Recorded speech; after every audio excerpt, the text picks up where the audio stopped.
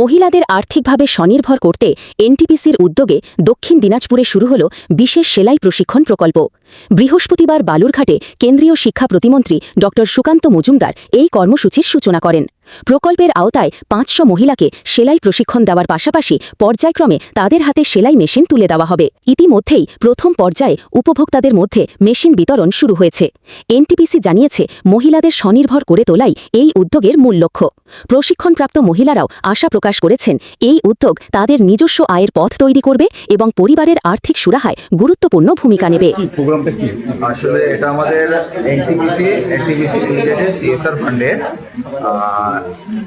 আমাদের এখানকার বালুরঘাট সংলগ্ন এলাকার 1000 মহিলাকে সেলাই মেশিন ডিস্ট্রিবিউশন দেওয়া হচ্ছে স্বনির্ভর করার জন্য।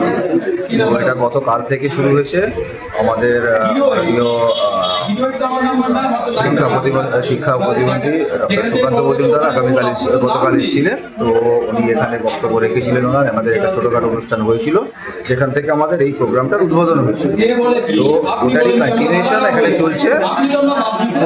প্রথম ধাপে আমাদের 500 মেশিন দেওয়া হবে। 500 মেশিন দেওয়া শেষ হয়ে গেলে পরের ধাপে আরও 500 মেশিন দেওয়া হবে। এর উদ্দেশ্য এটাই, যাতে মহিলারা স্বনির্ভর হতে পারে, তারা কিছু রোজগারের পথ পেতে পারে।